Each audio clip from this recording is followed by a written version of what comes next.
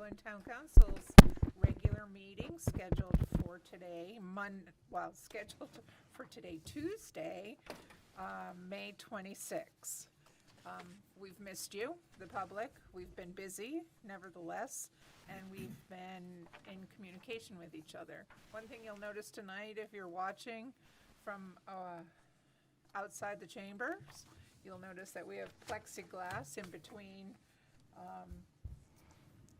the counselors, so we'll have to be shouting a little bit, or at least they'll have to shout so I can hear them. So hopefully your sound isn't too echoey at home.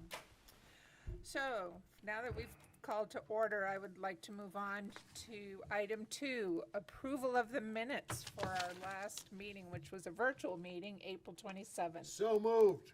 Thank you, Tom. Second. Mike has the second.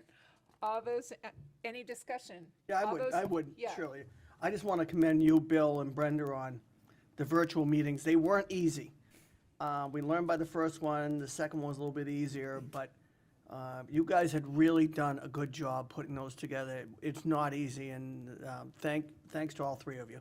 Really appreciate I it. give a lot of credit to Eliza Porter, our communications director, who basically had to teach all of us several times Right. how to get this done. But thank you, Mike. Right. I'll share that with Yeah, Liza. thank you, and thank you, Liza, in the sound booth back there.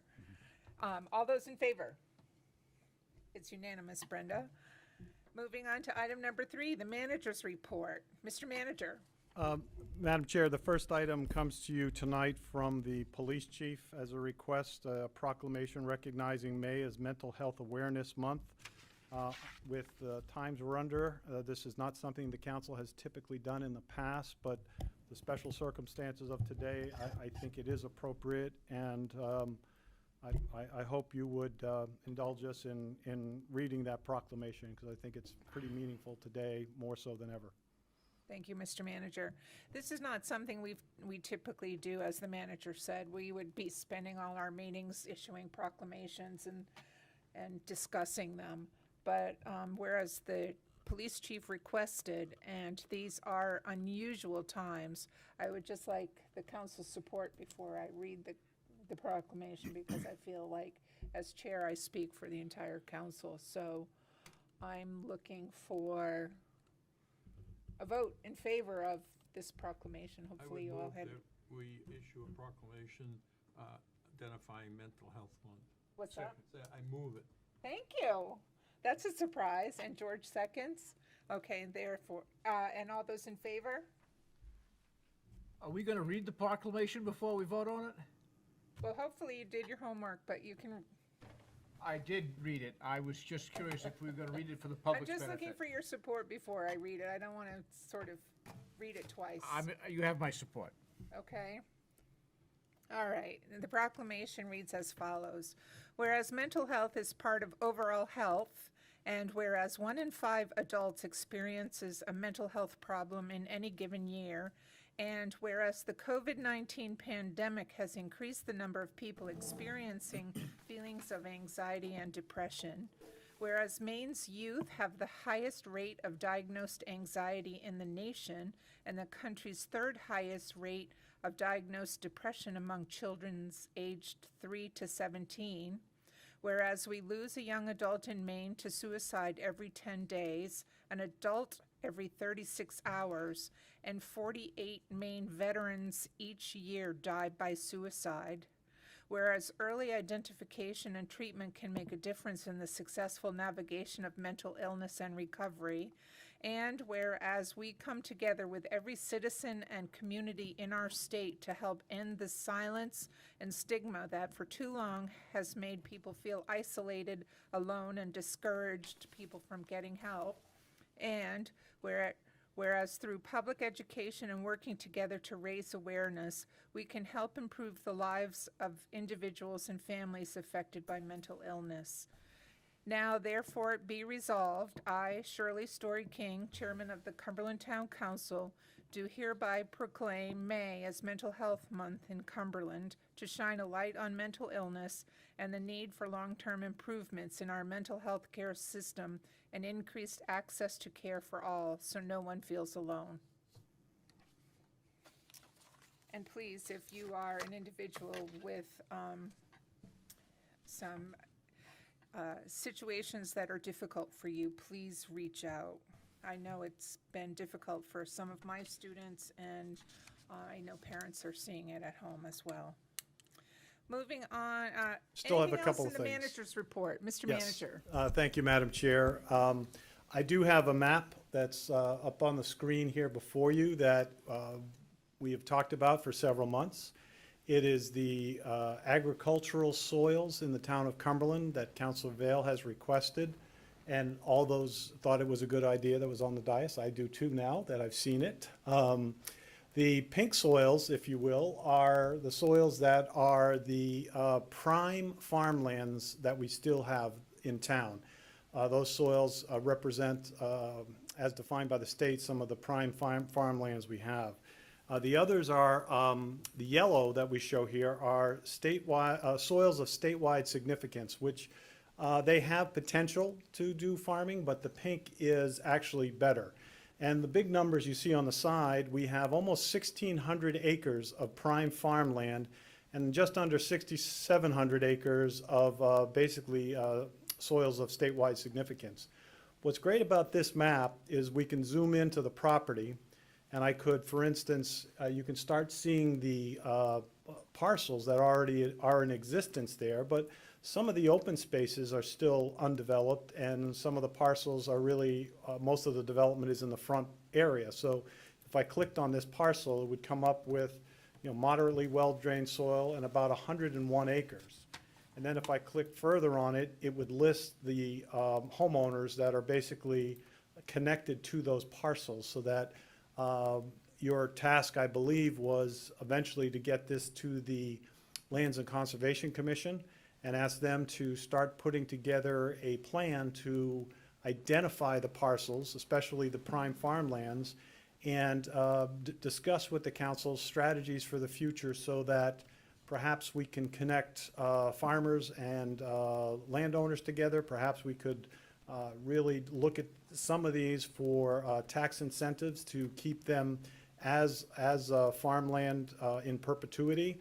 We've done that with some of our parcels already. What you'll also notice, especially with the aerial photo, is that like this parcel here, it's all forested underneath.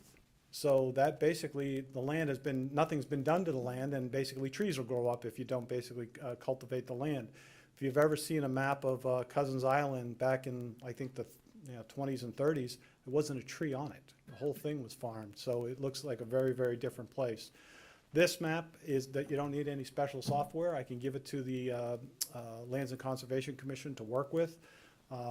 Councilor Turner and Councilor Gruber are the liaison, and Councilor Vail has been put on their agenda for next week. So any direction that you would have tonight would be a great night to give the three councilors some direction, so Lands and Conservation can at least look at this map and start developing a plan so that going forward we can basically develop a plan for the whole town. What's nice about this is that when you zoom in and you can see developments, like you see all this yellow in here, is all basically fully developed now. Okay, you're not going to waste a lot of time in this area. But then if you kind of go out to the western end of town and look at the both the apple orchards out there, you'll see that those are been identified as prime agricultural lands as well. So we don't want things to happen that we can't have some impact on. I believe this is one of the apple orchards out here. So there are a lot of things that we'll be able to do with this software and this map. The Lands and Conservation, it will take some time to inventory and to prioritize, and maybe to have some meetings with those landowners. But I'd like to turn it over to Bob Vail and ask for his guidance, because this was his idea, and actually I like it. I think it really turned out to be an interesting exercise for the community. Okay, that's a first. Here you go, Mr. Vail. It's a second, I think. I appreciate the effort. That's great. And I didn't envision this to be a short process. I envisioned this to be a work in progress that it may take 6 months, 18 months, 36 months to actually have something that is useful for us. But looking at how we've operated for the last couple of months, I think that thing that came home to me is that we need to protect our available sources. And if we've learned anything from this pandemic, is that single source supply chains are not good business for anybody, for any manufacturing or particularly for our home food consumption. So I think we have an opportunity to introduce, farmers, whether they're just a homeowner who's looking for a plot of land to grow a garden, or to someone on a large scale, but I think we can capitalize on this.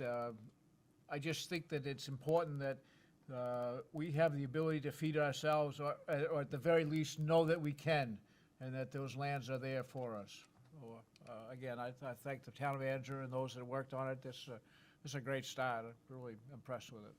I think typically you would have given a committee a charge. In this case, it's a little unique in that it would be nice for the Lands and Conservation Commission to kind of see it and talk through it and maybe develop some bullet points of what they think might be the best way to go forward, and then we could develop a charge of somewhat for your next meeting so that they would have some direction. But honestly, this is a big project and it's going to take some time.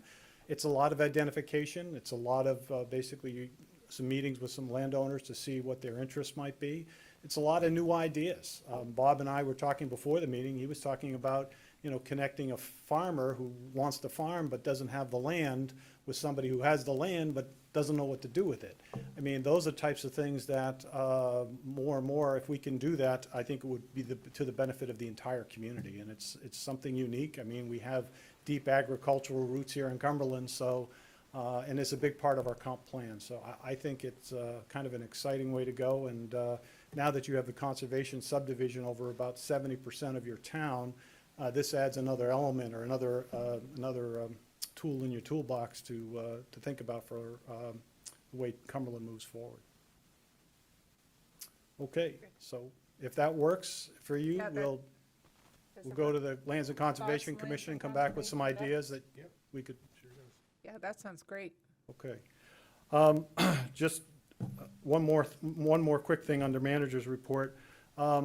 Again, thanks again to Eliza Porter. We basically have rehabbed the camera system that was over 22 years old in here. It actually works a lot better. And we are streaming live now as well. What that means to a lot of folks who have given up on Time Warner and have just basically gone to an internet service of some type is they could log on their computer at home and watch our meetings live. They're going to be on YouTube, the same as the school board meetings are, and we're looking at trying to archive them either onto Vimeo or stream them at Vimeo as well, just so that residents can go back and look at it and find a common place for it. So thank you to Eliza for the work she's done on this. I think it was really time well spent in getting here, and I think we have a much better system for it. So, the next stuff is all budget stuff, so I'll wait until you're ready. Okay, thank you. Moving on to public discussion. Item number 4, we have no public. So I am going to move on to item 5, legislation and policy. Item 20-025, to hear a presentation by the town manager regarding fiscal year 2021 municipal budget. Do you need to say anything first, Mr. Stiles? No, I just hope the school board is listening. Okay. All right, thank you. And so, Bill, we'll turn it over to you. So what I posted and what you have has changed because things have changed as of today that weren't available when you got this packet. So some of the stuff is very encouraging. I'm going to start with the budget presentation and leave it up on the screen for a little bit. The Finance Committee went through this in detail with you, I think, at your last meeting, but the public, we didn't televise or stream, so I'd like to just kind of walk the public through it. Our FY20 municipal budget is a little over $10.8 million. On March 14th, we had an all-day Saturday meeting here where we approved a budget of $11.5 million to send to a public hearing. And then on March 15th, everything kind of hit the fan, and we were in lockdown for almost 8 weeks. The council at that time, in one of the Zoom meetings, basically the Finance Committee said, we are not confident on what tomorrow looks like right now, so let's come back with a budget that doesn't increase, on the municipal side, that does not increase taxes by 1 penny over last year, and I don't want to see a dollar spent over last year. So my staff, we took that directive very seriously and put together a budget that is not quite $200,000 less than last year, but it meets the directive. It's a little over $900,000 over the budget that we had approved on March 14th to go to public hearing. And a lot of things have changed. Basically, we saw an increase in our health insurance of 17%. We increased our contingency account from 10,000 to 100,000. We basically have no salary increases for FY21. That was about $100,000 savings in the budget. I implemented a hiring freeze. It would have to be very special circumstances, perhaps a department head or something, some critical person that would be exempt from that. But for the most part, we're not looking to add any people or replace any people during FY21. We slightly increased the debt service that came from debt service reserve. We reduced capital spending by $729,000, so there'll be no paving, there'll be no railroad tracks, quiet zones implemented in this budget, and we reduced recreational expenses by about almost $190,000.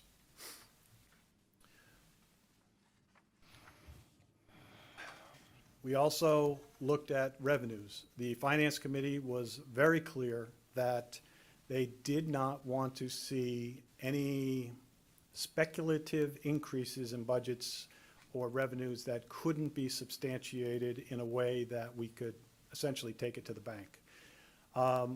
We reduced revenue, we reduced excise taxes by $265,000. And that was about what excise tax dropped in 2007. George, I don't remember if you were the chair that year, but you prophetically picked that it would be about 2014 before we got back to normal. It was exactly 2014 when the 2007 excise tax met what it hit. So it took 7 years to get us back. I'm hoping it's not that long this time, but we don't know. We just don't know. We haven't been through something like this before. Revenue sharing is back to $500,000. We were projected to receive close to $940,000, but we pulled that way back. And we also reduced all revenues by a little over $617,000. Today, the mill rate is $19.85. On March 14th, we projected a mill rate of $20.70. Since that, as of today, we dropped it 5 more cents. The school budget was reduced by about $60,000. The assessment to the town of Cumberland, that was reduced from when I got the number back in March to today. They cut it an additional $60,000, dropping the mill rate to $20.35. And we're going to talk a little bit more about that in a second. So it's about a 50-cent increase. None of that increase comes from the town of Cumberland. I'm anticipating about a 3-year recovery at a minimum. I think there are going to be some very, very, very difficult decisions that we're going to have to make next winter. I think the budget process will have to start a little sooner. I think we'll be looking at probably a January start date, and those January meetings will probably be strategy meetings led by the Finance Committee on what direction do we want to take as a community. If we're not seeing the national economy, the state economy, and our local economy rebound, as some may think it may come back quicker, we have to take the next steps at deciding what we can afford for town services and what we can afford to bring forward into the FY22 budget. Some things have changed since we last met. One notably is that the county commissioners have suspended the thought of going to a fiscal year. They're going to stick to a calendar year. That change all by itself will save us $500,000 over the next 5 years, or about $100,000 a year. We would have had to come up in FY22 with a $1.5 million tax bill to the county instead of $1 million tax bill, because it was for 18-month budget instead of a 12-month budget. That's wasn't something we could swallow easily on, and they basically have tabled that for now, and I don't see that coming forward. The other thing that's happened is EcoMaine has suspended the $2.50 increase in the tipping fees until January, so we'll get a 6-month reprieve from that. It's not big money, but it's at least optics to make it look like people are paying attention and at least trying to do something. So when you look at the updated forms you have in front of you, I basically said the county was going to be up $100,000 each of the next 3 years anyway, and that's all I was looking at. That has changed, and what I basically looked at here is trying to restore the capital budget each year for the next probably 4 years by about a $200,000 increase each year. So it'll be $200,000 more in '22, another 223, another 224. That plus other municipal expenses, and I'm not just talking about salary adjustments, I'm talking about just things that happen, contracted services, health insurance, insurances that go up that we have no control over. When you're up in the $10, $11 million, we're looking at about $300,000 in those type of expenses. They may be up or down, but this is a conservative number just to put something real out there, and then we can work from that point. So just those two items by themselves, without anything else, is about a 36-cent increase, would have a 36-cent increase in the mill impact if we had no growth. Typically, we have somewhere between $15 and $20 million worth of growth. That does get spread out, and that would basically take care of that increase. But we have to look at it as, we can't count on it because we don't know. We don't know how many houses are going to be built. We don't know how many businesses are going to open. We don't know what we're going to lose in the next few years. And that crystal ball, if anybody's telling you anything speculative right now, I would be very cautious in taking that information. We just don't know. We have to get the country back open. We have to get working again. We have to get people working again. Keeping people employed is going to be priority one in our '21 budget. This budget represents no layoffs of employees, but honestly, if we don't rebound, FY22 will be the most difficult budget you guys will ever have before you, because the only way we can change is people. And that's very sad. And these people have families, these people we know, these people have been with us for a long time. But the reality is it's not sustainable if we're not growing as a community and if we're not growing as an economy. So those are going to be some of the realities we're going to be facing in about 6 months. This is a graph I showed you where we were on March 14th, and it basically showed you where the increases in expenses were. This one up in the far right corner, which talks about wages and benefits at $175,000. 100,000 of that now is gone because basically all salary increases. We had 2% scheduled on March 14th. Those are all now gone. Contracted services, those haven't changed. Debt service, that went down about 35,000. The big orange slice here was the quiet zones. That now is gone, and everything else pretty much stayed the same. So when we look at the mill rate impact difference, and that's a very simple equation, and I'm going to talk about that shortly. Basically, we're a community of about $1.4 billion worth of value. So every time you put a budget out there, our budget is around $10, $11 million. You divide by 1.4 billion, and that tells you what your mill rate impact is. Those values are set every April 1st by the assessor, and the assessor will be here in July to talk to you about setting the new mill rate. Tonight, I'm giving you what we're projecting as the best estimate to date. As you can see, the increase by the school is about 81 cents if nothing else happened. The county went up 2 cents, and we went down 33 cents. Our impact was 33 cents less this year than it was last year, to bring the tax rate down to a 50-cent increase. So one of the things we always talk about is what is the impact on a home. So the impact, the 1985 tax rate, which we're currently in on a $400,000 home, is just under $8,000. The increase this year to go to 2035 will basically push that to about $200 more. The thing that's different this year is that the state is basically, we have a $5,000 increase in the homestead value to each homeowner, and that will generate about $102 to each homeowner, regardless of what the value of your home is. You basically take the $5,000 times the tax rate, and that's how you come up with $101.75.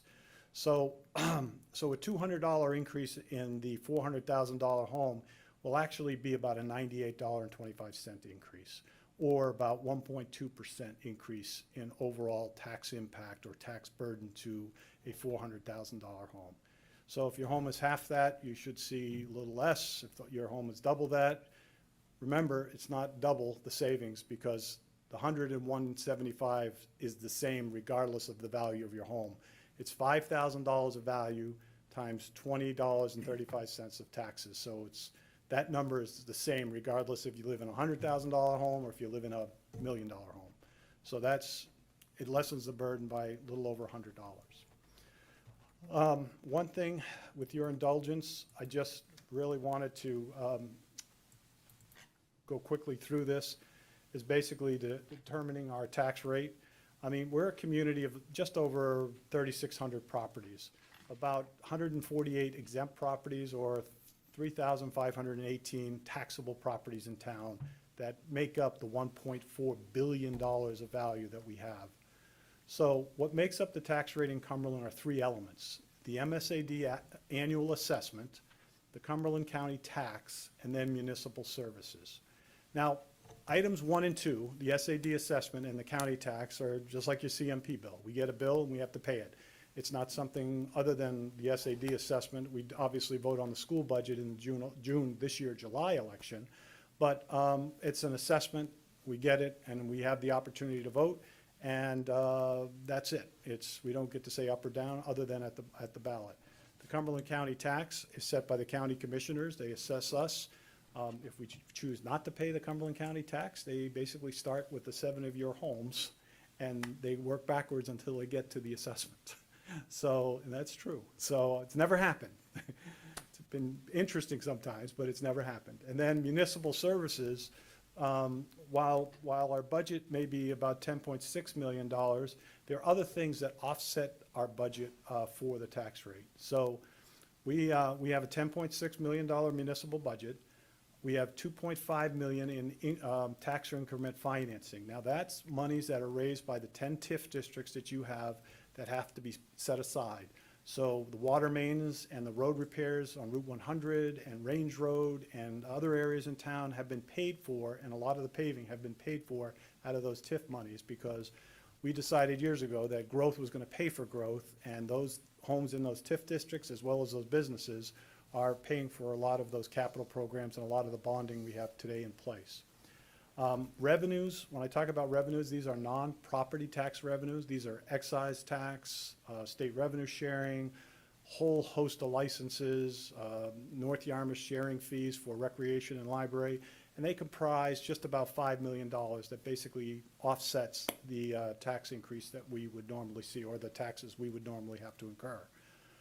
This year, we're hopeful, and I say hopeful because I haven't seen the state numbers yet, that we're going to receive a $704,000 homestead reimbursement. That's applied to the tax rate calculation. It's not applied as a revenue anywhere. So you don't ever want to count it in your revenues, because if you do, you're going to collect about $700,000 less than you should. So you want to be very, very careful. That's something the assessor will explain, but I would tell you, don't ever let somebody just stick it in your revenues, or else you're going to run short on revenues, because it comes in the form of a reimbursement to the town over the course of the year. And the same thing with the business, they call it the Betty reimbursement. It's a very small reimbursement on taxable business equipment. And then the last thing is typically the overlay, and that's basically, used to be used for rounding numbers up before computers were in place, so that if a home got overassessed, that's where you would, the assessor would be able to, during a fiscal year, be able to rebate a resident. If it was more than this fiscal year, then you would have to do that as a council, and you can do that up to 3 years. But, Shirley, Bill, before we leave this page, Yep. just a quick question. yep, These three lines here that you identified are basically money coming from the state. What assurances do we have that the state will actually give us this money this year? that's a great question. The state by law has to give us 50% of the homestead reimbursement, but they could change the rules too. Those of you, I think Bill remembers back, it must have been 15, 16 years ago, they didn't give us any. And fortunately, we were very conservative on our revenues, and we made our revenue numbers, but at that time, it was about $300,000 that never came. So I'm hopeful. That's what the formula says. They're supposed to give that to us. We basically kind of hedged our bets a little bit because we lowballed excise tax, we lowballed state revenue sharing. So if it comes from somewhere, hopefully it's not from here. And we're low enough on revenue sharing that I think we would cover it if they reduced it, say, by a couple $100,000. They reduced it all, I think most municipalities would be in a lot of trouble. So I don't see that happening, but there is a possibility there could be a couple $100,000 that could be, not coming. They could go to 50% instead of 70%. Is there any communication with the state to the communities? Yeah, through Kathy Breen and Steve Moriarty all the time. I talk to both of them almost weekly lately.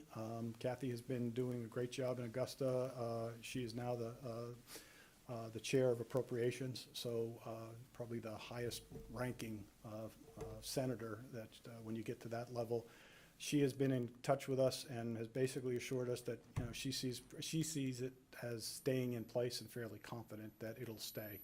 I don't know about revenue sharing. I wouldn't bring that to the bank. Those folks that are using those March numbers and revenue sharing are in for a bad surprise. Most people are budgeting at least 15% less. We're close to 40.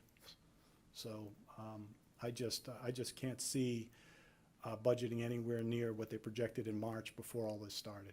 So I think we're in good shape. I think the Finance Committee, you were on that committee, I think we went through that pretty well, and I think you as a group supported basically leaving it at 500,000, even though we may receive up to 800 or 900,000 if this turns around quickly. I'm not banking on that. I would rather have a windfall than a shortfall. Yes. Thank you.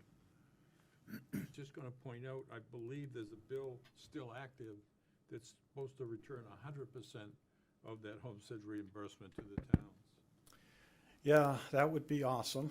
I'm But- aware of it, but and it I'm would just saying be- it's there. So that's a really good segue, Bill, to another directive the Finance Committee gave me, no capital spending regardless of what we do until the second half of the year, until the spring.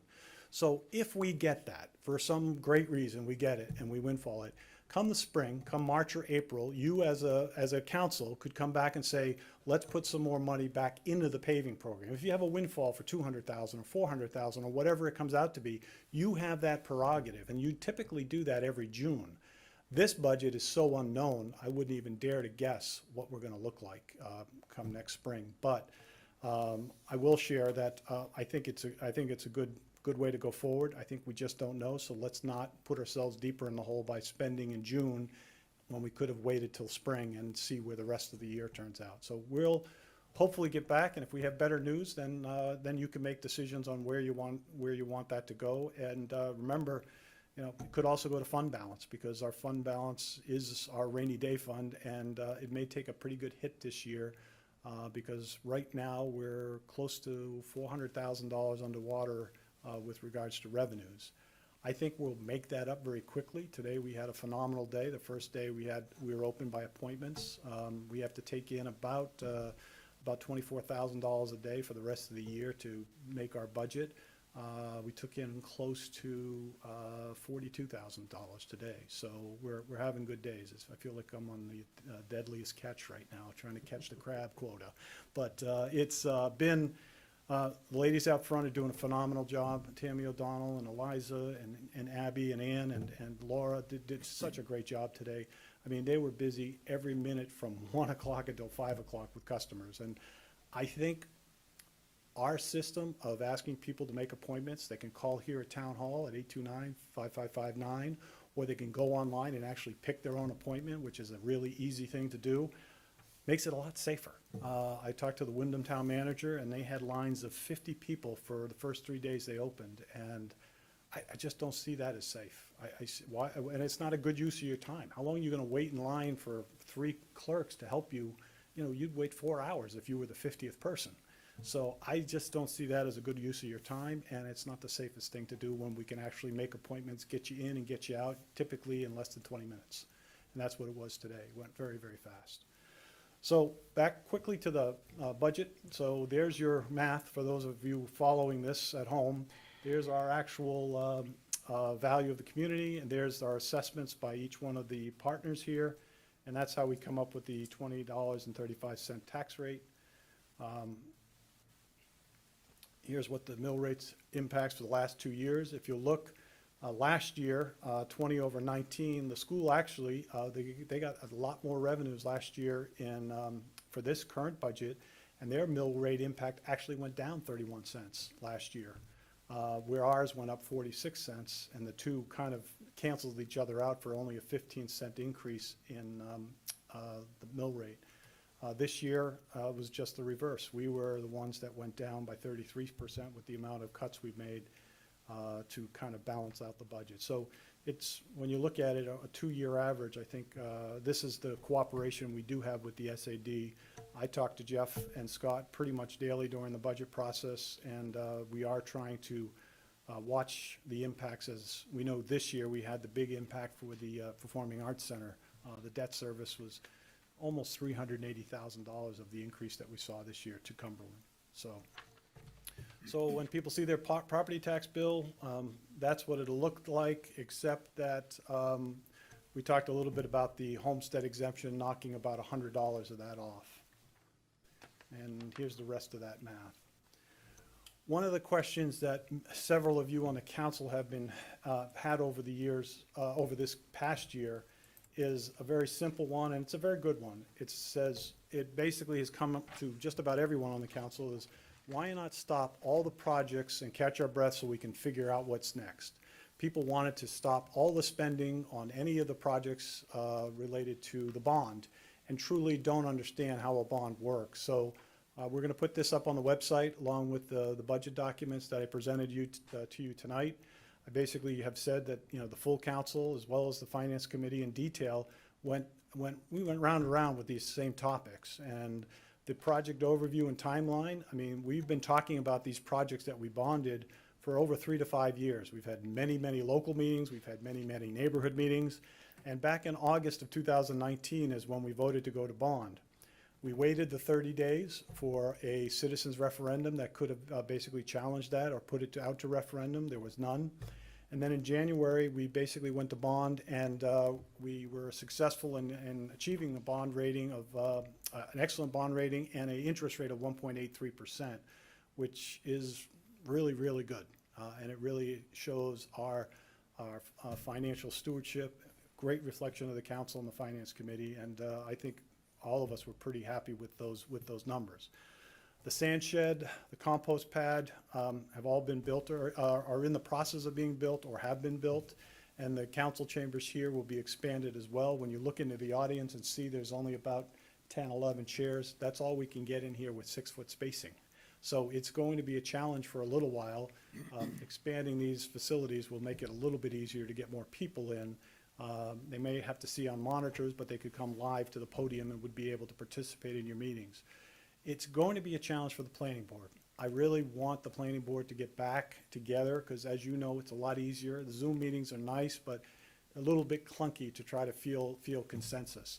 The planning board has got the same role. They're a judicial board, so they can't deliberate by email. They can't deliberate, very effectively on Zoom.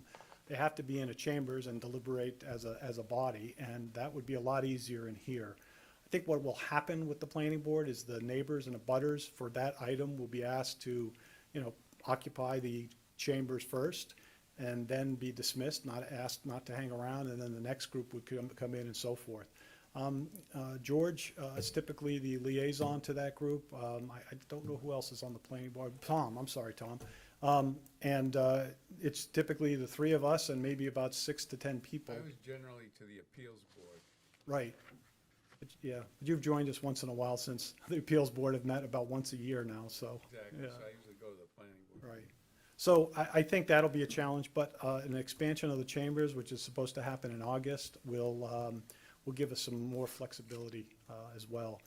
We're also looking to, so let me just finish this thought before I get into the others. The town garage and the school bus garage have been designed. They were bid 45 days ago, and since then, we have added almost 4 to 6 bidders for every category. We rejected the bids that, basically the preliminary estimates that came in and said, we're not gonna do that.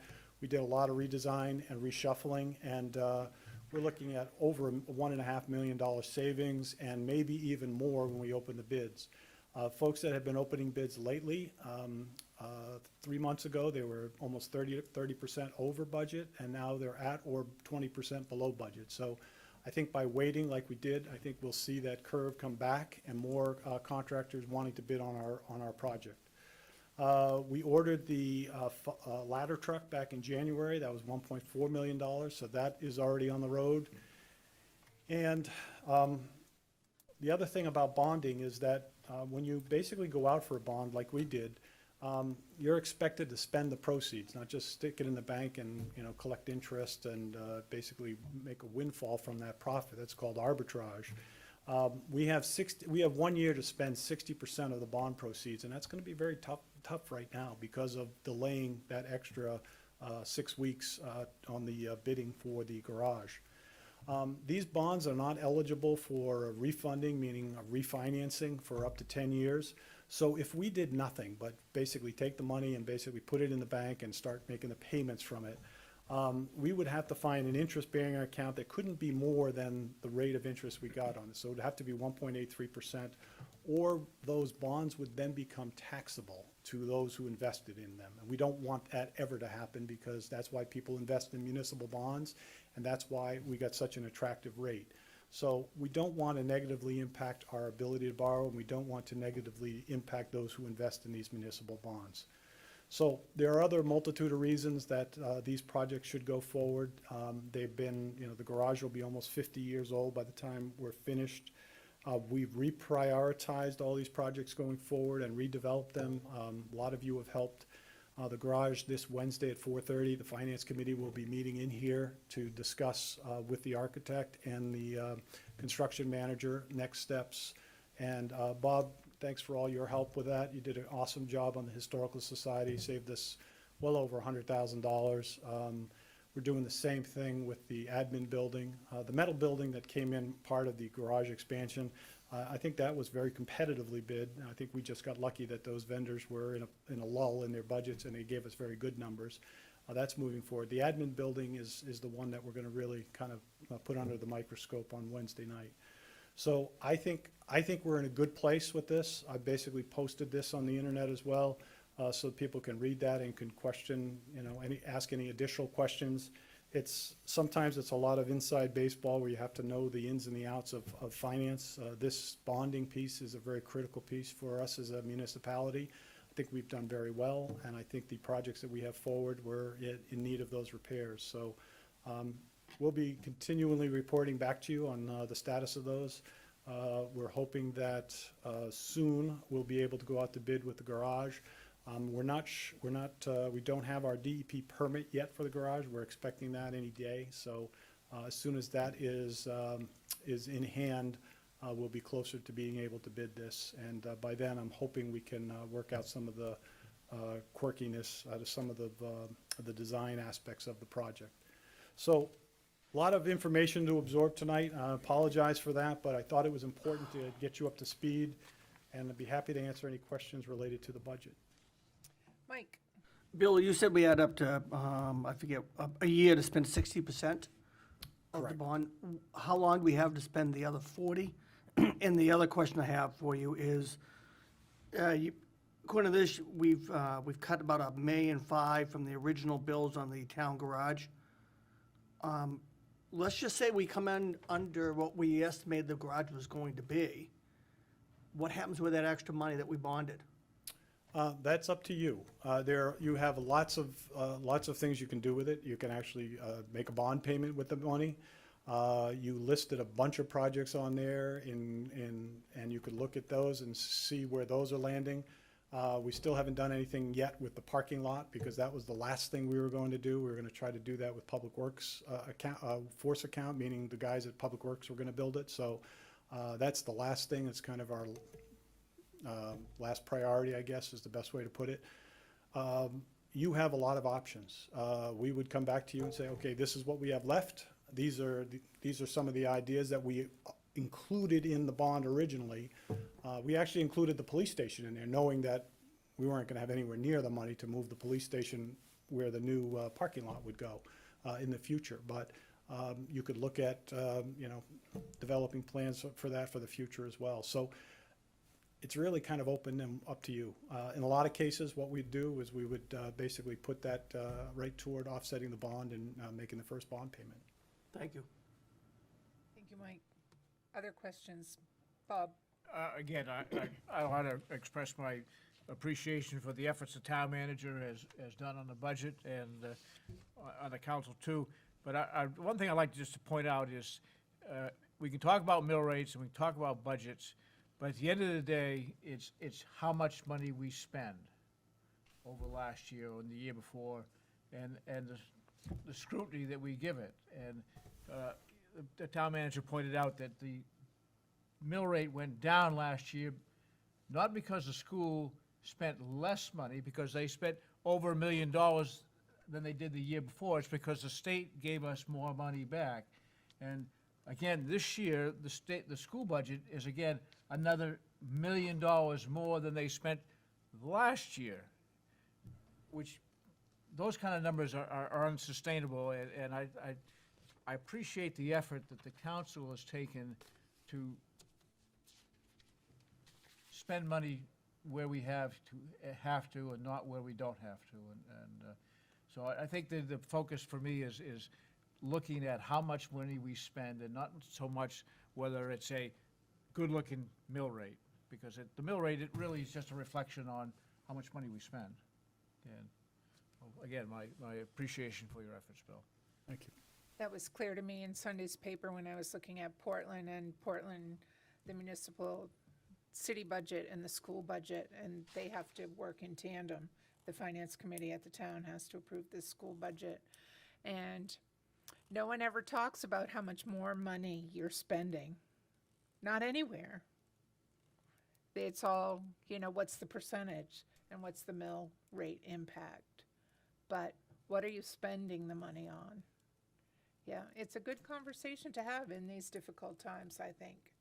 I do think I thought when we met with the school board, that meeting went well. I think they didn't understand some of the ways the mill rate is figured out. That was clear. I think they have a better understanding. I don't know where they're landing. They haven't put forth anything yet, have they? Do you know, Bill? They're still waiting for the state, the governor, to make a decision. They are planning on a June 21st high school meeting, the budget validation meeting that all 35 people go to basically push the budget to the referendum vote.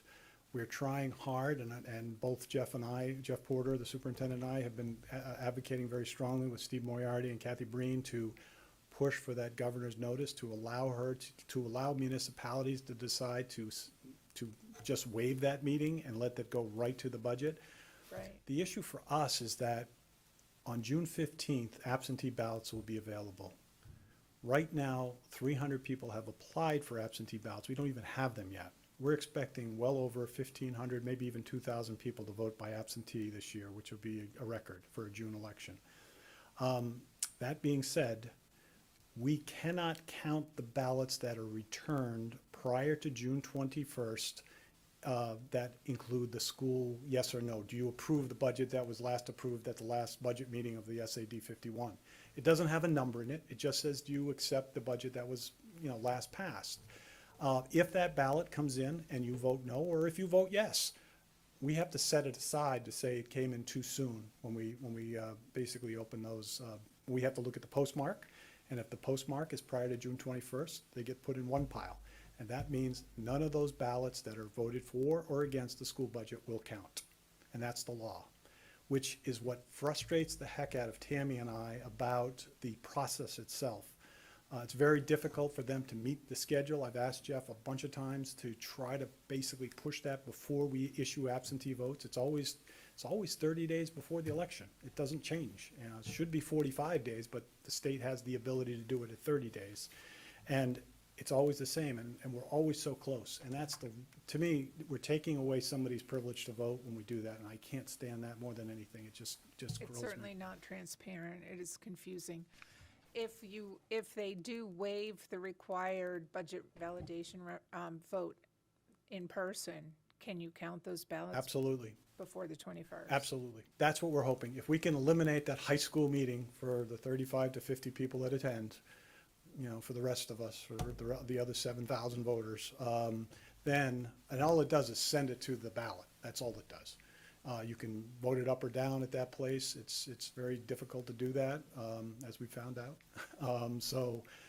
It's usually, that's what sends it to the referendum, and that's where people voted up or down. And when is their public hearing and vote on the budget? I'm almost thinking it might be tonight or this week coming up. It's very soon. Yeah. So they are running with the numbers I gave you today, which are $60,000 less than we had earlier. So, Okay. and then we have to wait. And it's a week difference. So I'm really asking people, if we have to have that high school meeting, please wait 1 week to mail your ballot back. If you mail it on June 22nd, everything counts. Yeah. If you mail it on June 20th, your school vote basically has to be set aside. So, Okay. Mike? Bill, since the school originally proposed a budget to now, they've only cut $60,000. 60,000 off our assessment, and so I don't know what the overall, I haven't seen the final number. I just got the new assessment today from Scott Poulin, and it was $60,000 less than the one we had in March. Out of just over a $20 million budget, that's all they could find? It's a $35 million budget. Right. $20 million I'm sorry. assessment, I right. meant our part, Bob. And, Right. you know, here we are at cutting almost $1 million, and they come up with $60,000. I think this just goes to the heart of what the school's been doing for the last years and years, it's great we got a good relationship with the superintendent and the finance chair, but these people just don't get it. Not them, the board. No, thank you. I think it's helpful if you get a chance to look at the school budget. I think one thing that has made it more palatable for me over the years is looking at their 8 different cost centers. And those cost centers are now the same. For the longest time, those cost centers, when Bob was on the board, there'd be one set of cost centers the next day, and it was the shell game. You know, now by law, those cost centers are the same cost centers year after year, and you can legitimately compare last year's cost center to this year's projected cost center. You don't have to like it or agree with it, but the whole process is more transparent. And you can actually see where the increases are. And then if you have something to say about that, then you, as a voter, you can be more educated with your opinions. I think one of the things that we have to repeat at every single council meeting is that in July, we will be voting at the high school, not the town hall. And the school board and the superintendent are still working right now trying to give us the November election at the high school too. So they were trying to attempt to do some type of virtual learning day if possible, so. Oh, learning day for kids again, huh? Well, honestly, if we are still in the predicament we're in right now, which I believe we will be in November, we really need the high school, because if you think about all the hallways, I mean, how far we could stack people in the hallways safely would be huge. It really would be. And I think a lot of people, I think we'll be over 50, maybe even 60% absentee balloting even then. but still, that still leaves over 3,000 voters that'll be here in November to vote. I predict we're gonna be over 80%. We may be as close to 90% in this election. I think it's gonna be a very big election come November. All right. Bill, will you give me a refresher on how absentee balloting works as far as elderly people who can't necessarily get to the town office and also don't have any ability as far as computers are concerned? It's very easy. All you have to do is call 829-5559, any of the clerks. All you have to do is ask, you'd like to have an absentee ballot sent to your home. You don't have the ability to get out, and it will be mailed to your home. And you return it back to us, and it's that simple. It's not a very difficult process. Do we pay the postage? On ours, we do. I know I We have can to. pick them up for my parents. Can you pick them up for anybody that's not a relative? I'm going to defer to my camera operator, Eliza Porter, because I don't know that question. Liza, would you come out of the closet, please? Like waiting to be called. Let me out. Thank you, Eliza. So you can designate on the application, you're allowed to designate, a neighbor could sign for you, they could take the form to you, sign it, then bring the ballot home for you. We really try to keep it to be family members. Right. So mother, daughter, father, even anyone who's living in your immediate household. We don't want to just be giving it to a neighbor without your consent.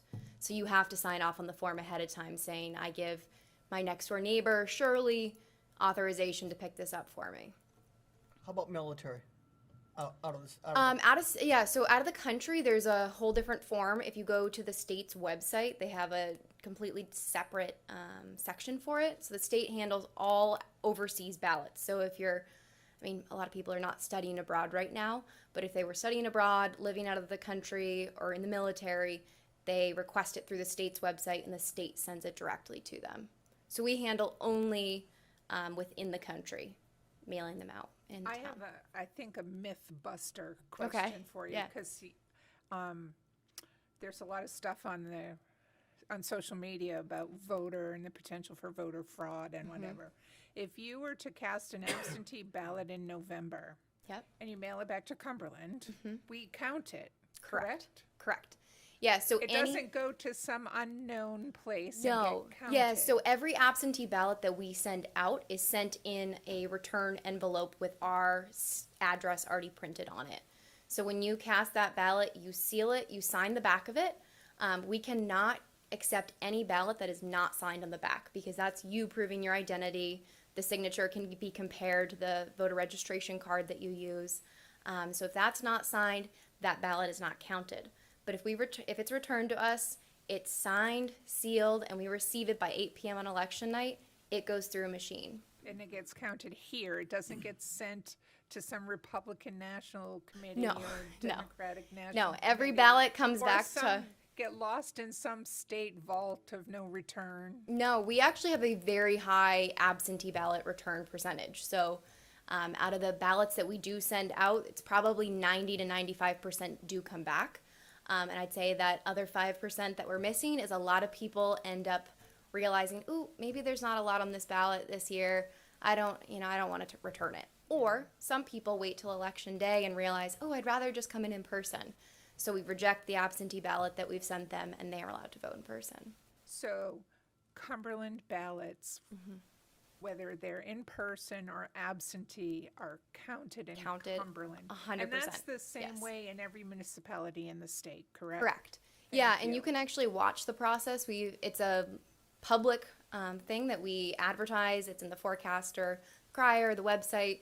You can come and watch us process it, and it's a very confidential procedure. You go through a list, you make sure you're checking off everyone who has sent in the ballot, and then you put the list aside, you open, all the ballots are put into one section, and then they're fed into the machine. So no one's ballots are being looked at, you can't see how someone voted, but everything that we receive goes through the machine. So if we're here late on election night, we're making sure every single ballot is into the machine and counted. Thank you. Yeah. Mr. Vail? Just to follow up there, for Yeah. those who may be listening at home, if you get an absentee ballot and you decide that you want to show up in person, you can do that. You can, if the ballot has not been returned.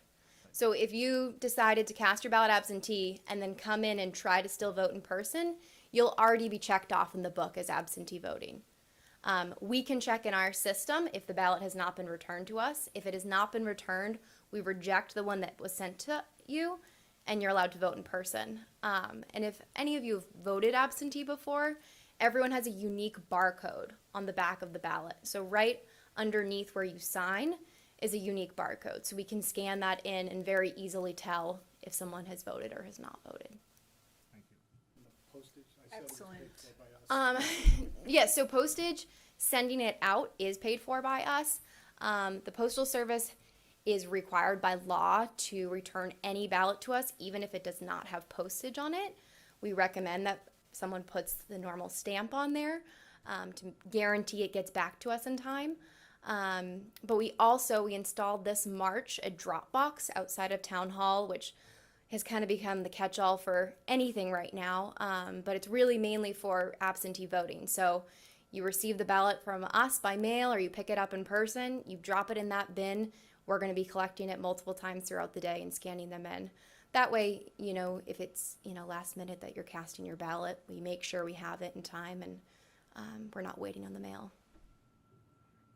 Thank you. You're welcome. Thank you Glad for I could being answer so some questions. Yeah. spontaneously prepared Yeah. for our questions. Put on the spot, but if anyone has questions or wants to talk about the process, Tammy or I would be more than happy to discuss it with Real everybody. quick, Shirley. Yeah, Mike. Eliza, how are you and the staff, upfront staff doing?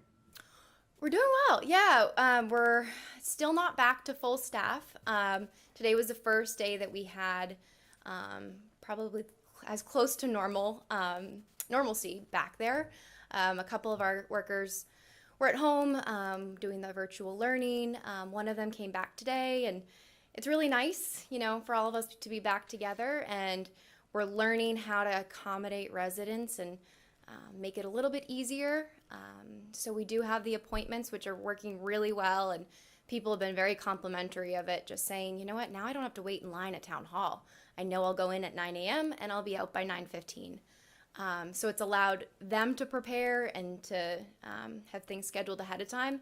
And it allows our staff on the back end to know what's coming through the doorway, to know if it's a new vehicle, if it's a trailer, if it's a hunting or fishing license. It just allows us to make sure we have the correct staffing to help them. So Now I have a crystal ball question for Yeah. you. When do you think the Department of Motor Vehicles is going to open? Have you heard any that's a great rumors? question. It's something that is being, it's very vague. We've kind of heard differing results on it. It sounds like potentially June 1st. A lot of them are supposed to be back We in the get office. appointments for that. I need a new Yeah, it's a license. great question. I'm not sure if they're going to be going to an appointment system. It would be helpful, I'm sure, for people because you're going to the DMV to begin with is a long, long line. So I'm not quite sure if they're going to be doing that. But as of right now, technically, during the state of emergency, any vehicles that expire, if you've purchased a vehicle private sale or if you've purchased it Driver's through a dealership, licenses. yeah, driver's licenses. So everything's been extended right now. So except boats, yeah. So that's the one tricky thing is inland fisheries required boat registrations before vehicles were required. So it's been a little bit confusing and trying to get that word out to the public. We've had a lot of frantic people calling, realizing that their registrations are up and wanting to get in time and not get pulled over. And so we've been trying to share that information. And technically, as of today's date, residents have till 30 days after the state of emergency is lifted. So right now that's extended till June 11th. So we don't know if that's going to be extended again or what the case will be. And one final question, I Yeah. keep thinking of them. So now that the town office is open, the people going clamming need clamming licenses. Yes, and they can make an appointment for that. That's a quick and easy thing that we can probably do in 5 minutes. If they go onto the website, it's really easy. Like Bill was mentioning earlier, you can pick the day, the time. You'll notice on the website right now, we're only open for office hours Monday and Tuesdays from 1 to 5, and then Wednesdays and Thursdays from 8 to noon. And that's just based on being understaffed and trying to make sure we can make the most of those times and get as many people in as possible, but then still be able to answer emails and answer all the phone calls and all that stuff. So, yeah, if anyone needs to get anything, they can make an appointment. All right. I guess that's it. Okay. Thank you. You're welcome. All right, moving on to item, we gotten a little distracted. Moving on to item 20-026, to set a public hearing date of June 8th to consider and act on adoption of the fiscal year 2021 municipal budget. Mr. Stiles. I would move to set a public hearing date of June 8th to consider and act on adoption of the fiscal year 2021 municipal budget. Thank you. Tom? Second. The motion by Bill, the second by Tom. Any further discussion? I would like to invite the audience, or the viewing audience, if you have something to say, email me directly, and I will make sure that anything you want heard at this public hearing is shared with the rest of the council. Happy to do that. Seeing no further comments, all those in favor? It's unanimous, Brenda. Moving on to item 20-27, to appoint Democratic and Republican election clerks. Mr. Manager. Madam Chair, before you are the clerks received from the Democratic and Republican parties in town, and we are putting them before you for approval. All right, I have a question. Mr. Stiles. On this list, the only reason I know this is because my daughter-in-law does this clerking stuff for Wyndham. And she says that there were a lot of people on this particular list, because of the virus, would not work. I don't think anybody's going to work. So I think we have to appoint them. If they choose not to work, my plans right now are to close town hall and have all town employees at the polls to help. I believe the polls in July will be scarcely attended. I think most people are going to vote absentee if they're going to come. We'll still probably have, 300 to 400 people that will show up during the course of the day, which is pretty minimal. We may only have one intake line because we just may not have very many people have interest in the July primaries. we just need to appoint them anyway. All you have to do is appoint them. If they choose not to serve, the backup plan is basically municipal employees that live in Cumberland County are eligible to work at the polls. Do you have to have a Republican and a Democratic They're there. municipal We do. employee? We do. And we are very cautious about that, and we're very Right. careful, It's especially on the sensitive, intake yeah. line. Bill? I would move to appoint Democratic and Republican election clerks per the list provided in our meeting materials. Second. Bill has the motion. Tom has the second. Any further discussion? Bob? So, I've got a couple questions. There's 2 unenrolled, there's 15 Republicans, and there's 18 Democrats. Are those numbers based on the enrollment of the town of Cumberland, or are these just volunteers? These are volunteers that have been forward and expressed interest in working at the polls. So typically, the Republican Party gives us a slate, and the Democratic Party gives us a slate. Tammy tries to work through and tries to keep an equal amount of both, because it just makes it a lot easier for us. And where we don't have folks that are willing to serve or really shouldn't serve, then we backfill with municipal employees. Do you actually need this many people, or this is just a pool of people? This is just a pool of people that's sent to us by the parties. So those are all eligible, and, things change. Things change from between July and November. Some people are away or get ill and just can't do it, so Some we people just want get backups. sick. Right. So if you are short people, I guess I know some people who I could call on to say, come help. Yeah, I'll be calling all of you, so. Right, right. Yeah. You basically have to be a resident of Cumberland County to be eligible, and then we try it by party affiliation to try to split them, especially in areas like the voting machines, the intake areas.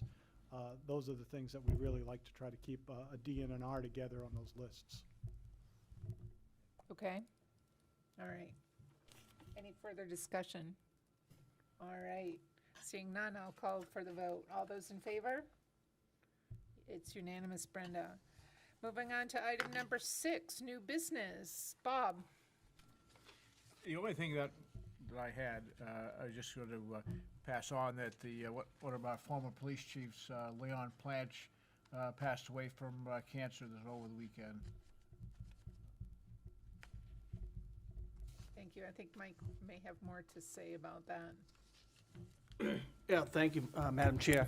I did want to extend my condolences to the Planch family, and, you know, I'm very lucky to stayed in touch with Leon over the years, and he's very near and dear to my heart, as well as a number of us that he always seemed to be willing to give the local kid a chance in law enforcement.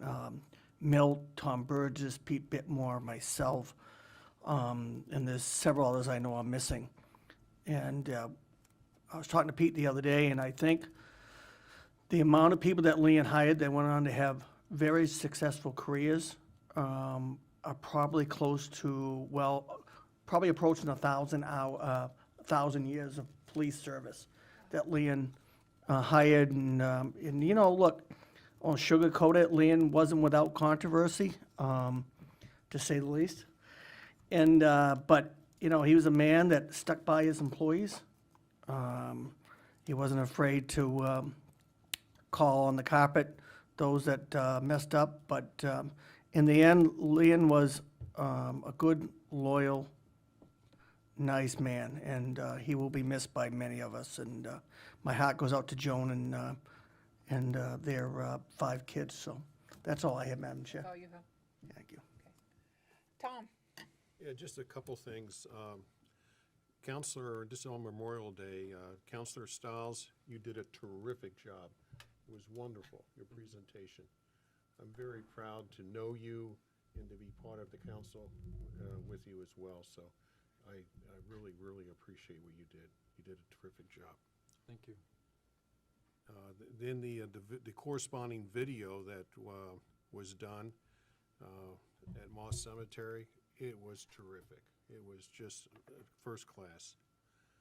And Memorial Day is my favorite holiday of the year, and I miss our parade very much. It was so odd not to have it. And knowing that baseball and softball will not be played this year, it's going to be tough on me, especially because I'm an umpire, so it's going to be difficult. The relocation of the Historical Society building to the library was well done, and there was that corresponding video that went with it. It was terrific. It was just unbelievable. So I'm sure Eliza has a lot to do with that. So thank you, Eliza. The food pantry, we had over 70 families this past week, or the last week. And again, thank you to all the volunteers that we have that are so dedicated. So appreciate that. That's all I have. Thank you, Tom. Thank you. Bill? Well, obviously, I couldn't let this time go by without saying something about the food pantry. And that's still going on to have monies come in to do that. The decision of whether the fair is going to take place or not, I don't believe has been determined yet, but they're already making arrangements to have an auction or some type of presentation for the 4-H children to dispose of their animals. So that's one thing. Another thing, and maybe the manager will talk more about this, but I had a daughter and son-in-law get semi-attacked in Rhines Forest by a coy dog, and I understand there's other people who had encounters at the same time. FYI, they were able to defer the dog by both of them standing as high as they could and yelling like crazy, and it did defer. So you should be on the lookout for that. And then finally, I attended the building move, and the manager and I had attended a Channel 13 viewing. You may have seen that. And I got introduced to a guy that came by looking for directions who happened to be Mr. Mary, the owner of the firm that moved the building. And didn't know that. He just told me he was gonna be the driver. So we had a good talk. On the day of the move, he came in, and I found out he was a Marine. So instead of calling him Mr. Mary, I referred to him as Marine. Any Marine wants to be known as a Marine anyway. So he and I chatted the whole way down, and finally, on the day after that, I saw him cleaning up because the building has not been moved onto the foundation yet. That's to come in a little time later. And one of his sons was there, so I checked out how he's doing. He says, "Oh, the old man, he's home resting."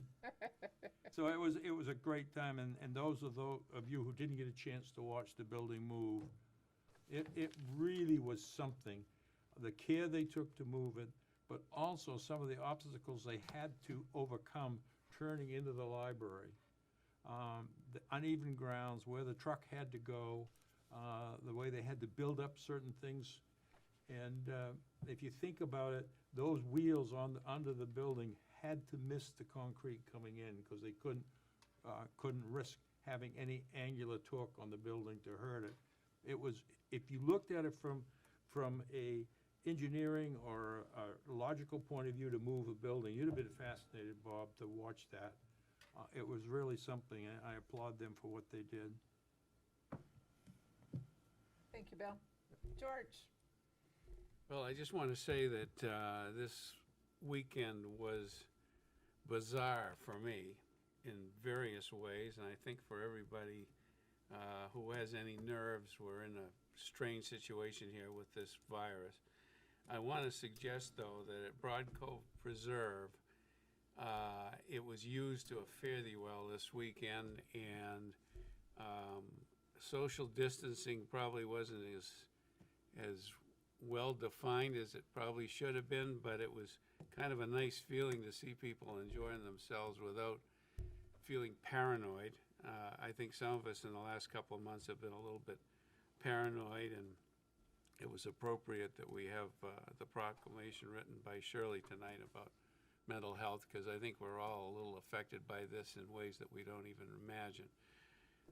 My message to the bright side is that I think most people know that nationally in April and May, the new homes starts were much better than were expected, and I think some of this coming out of lockdown is operating in a positive way.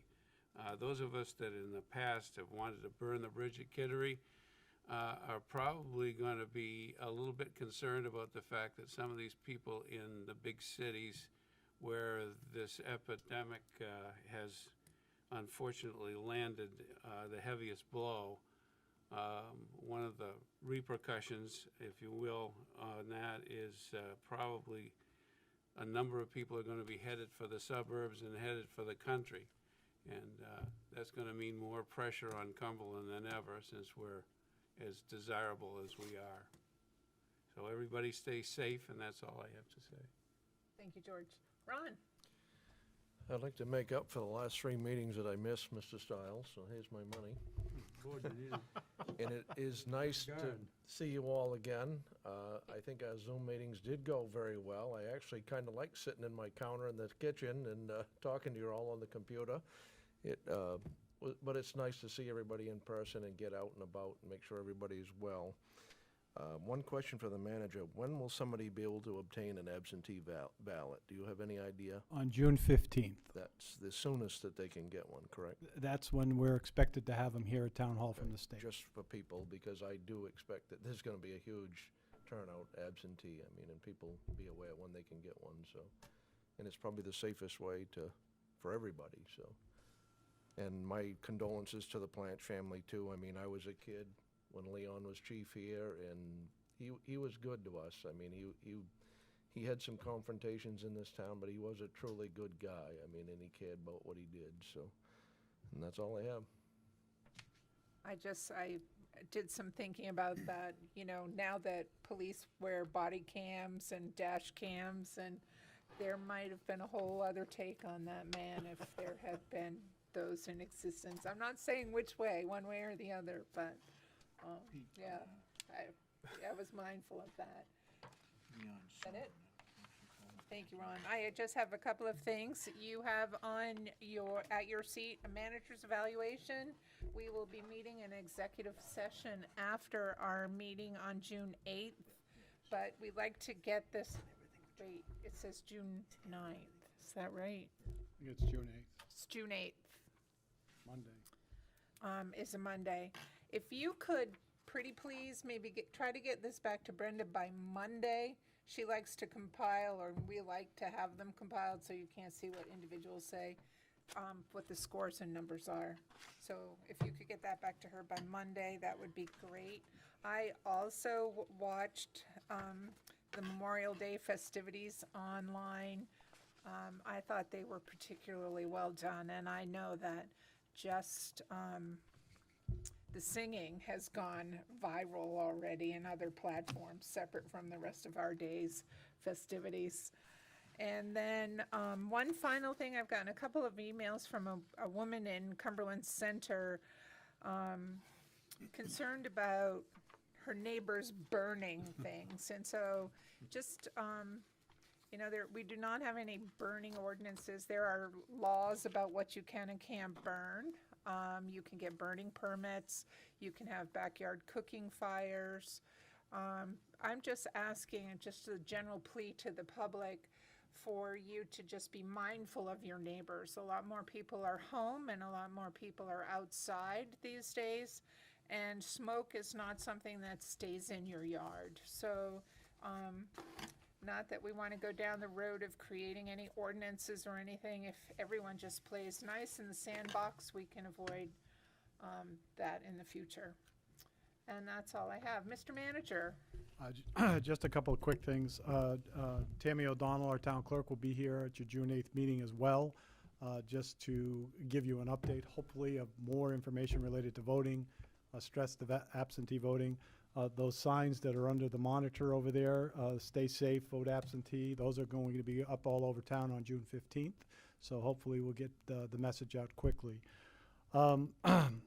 Eliza Porter was the architect and the engineer and everything above on the Memorial Day tribute. So that I thought went very well, and she did an awesome job with that. The coyote encounter, she and the police chief and our animal control officer were involved in that message.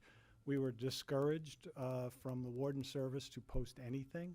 They basically felt that it would incite some hysteria. I thought it was irresponsible to post nothing. So it was up on the police website, and then it was up on our website. The police lieutenant and our animal control officer went out, found the den, basically poured Clorox around the den. I don't know what it is, but it's supposed to basically the mothers and cubs basically go away and relocate elsewhere. But that's what we did on Friday, I believe. That's what happened, Friday or Saturday.